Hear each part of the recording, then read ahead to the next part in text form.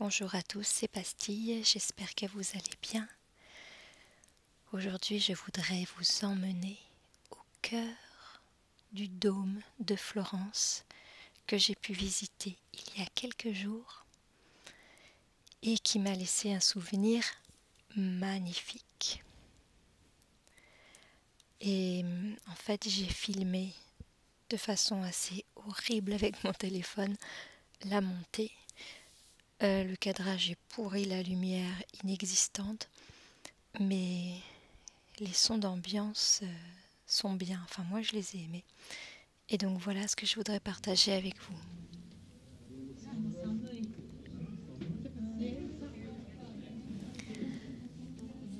Alors le dôme de Florence, c'est la cathédrale Santa Maria del Fiore. Et je vais vous lire un petit texte à propos du dôme. Une prouesse architecturale. Inséparable du paysage florentin, le puissant dôme est la partie la plus admirable de l'édifice.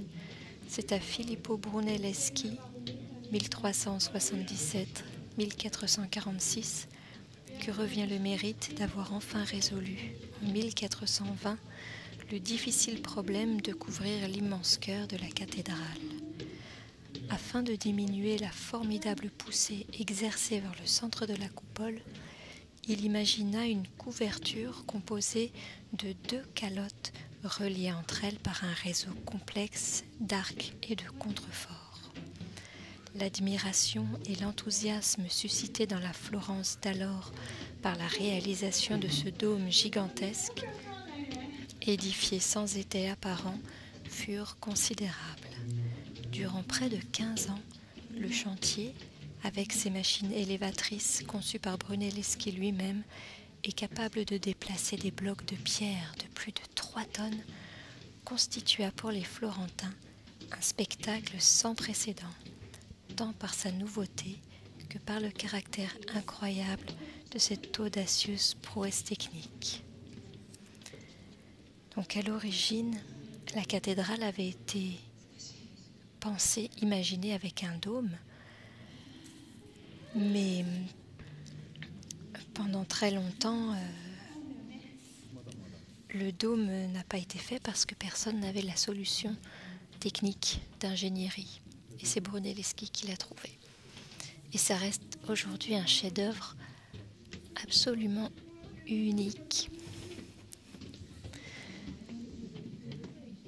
Donc, moi, je ne savais pas vraiment à quoi m'attendre. J'avais vu des reportages, mais je ne savais pas vraiment à quoi m'attendre en montant. Et je n'avais même pas vraiment l'idée de jusqu'où j'allais pouvoir monter. Et quand j'ai commencé l'ascension, je ne savais même pas combien de marches il y avait. Et en fait, il y a 400... J'essaie de retrouver dans mon guide 463, je crois, marches. 463 marches. Ce que j'avais ignoré. Donc il y a des moments où, comme ça, on était arrêté dans l'escalier. Et la plupart du temps, on montait en regardant simplement la marche au-dessus de nous. Et le touriste de devant nous qui montait. On a croisé quelques personnes qui descendaient parce qu'elles étaient un peu trop fatiguées. Mais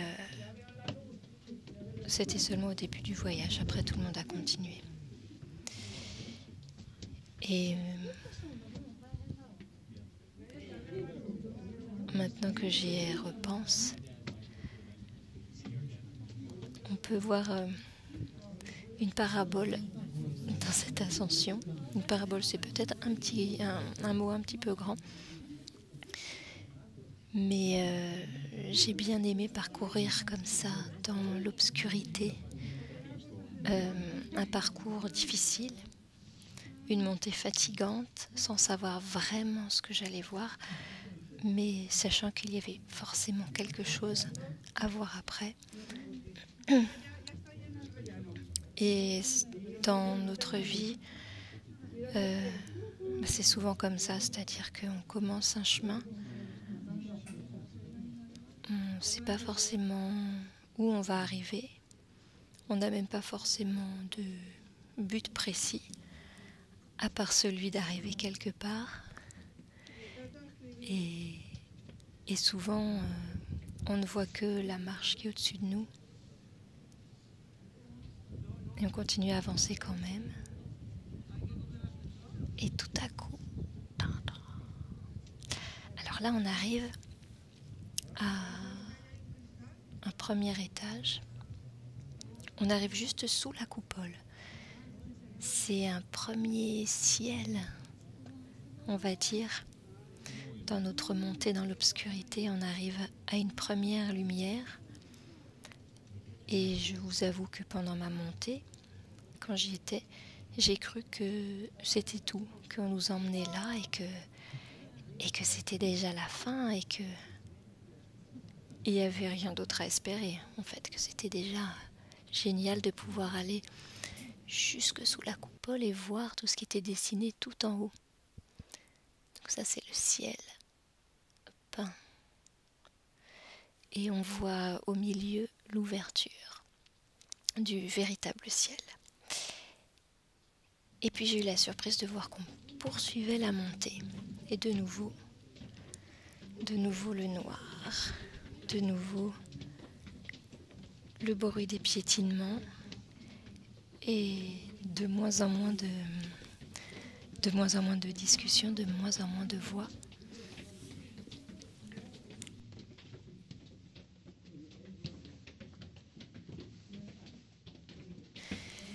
Et les gens commencent à être un peu fatigués. On continue à monter. Et j'aimais bien de temps en temps les fenêtres avec les brèves visions sur la ville. Et je vais vous laisser un peu écouter.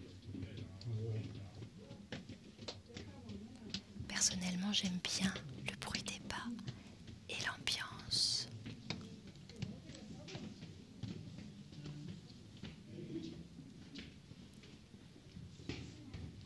Alors là, on parcourt les couloirs un petit peu. Et en fait, on arrive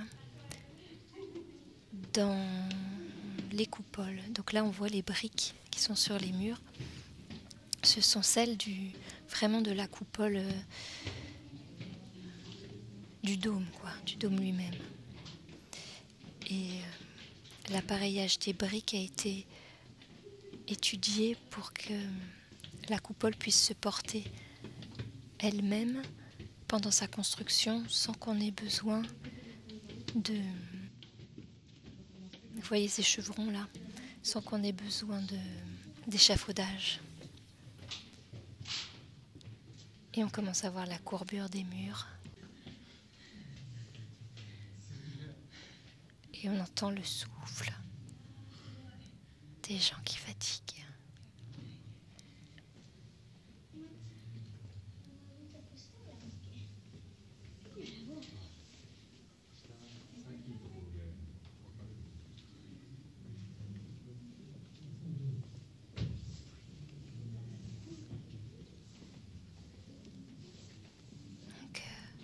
Là, on laisse passer les gens qui descendent.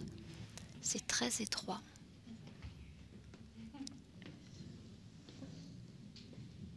C'est très étroit mais ça fait pas peur du tout. Moi qui ai souvent le vertige, là je n'avais pas du tout le vertige.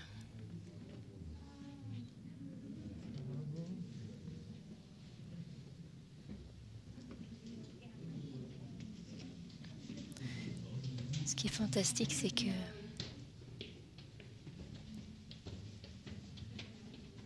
on monte dans des espaces très très étroits. Et que tout ça, ça nous amène à une vue, à une ouverture géniale que vous allez découvrir bientôt.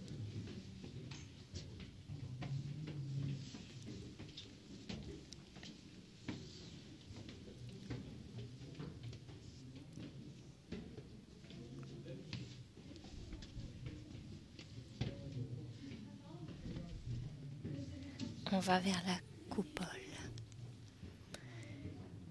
Et là, l'escalier commence à devenir plus raide.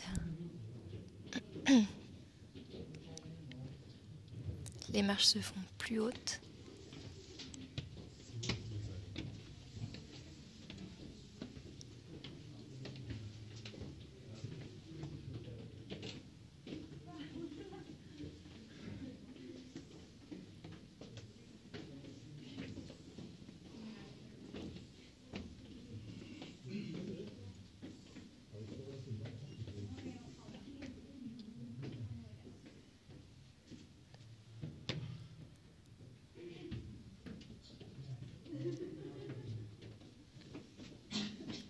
J'espère que ça vous plaît de monter comme ça, avec moi mais sans transpirer.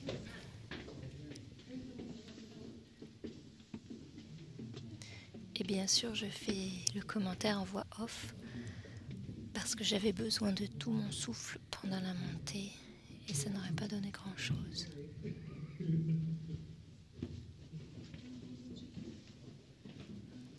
Voilà, on est presque en haut. Interdit d'écrire sur les murs.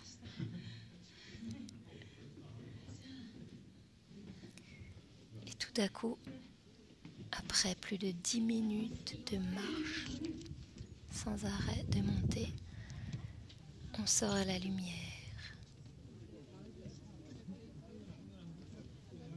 Et on découvre la vue de Florence.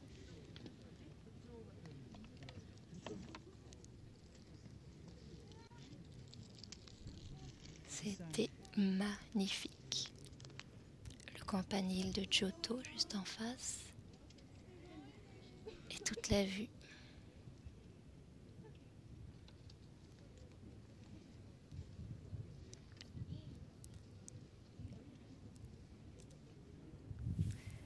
Voilà, j'espère que cette petite montée vous a plu. C'est la fin de la vidéo dans quelques secondes. Après, j'ai mis quelques photos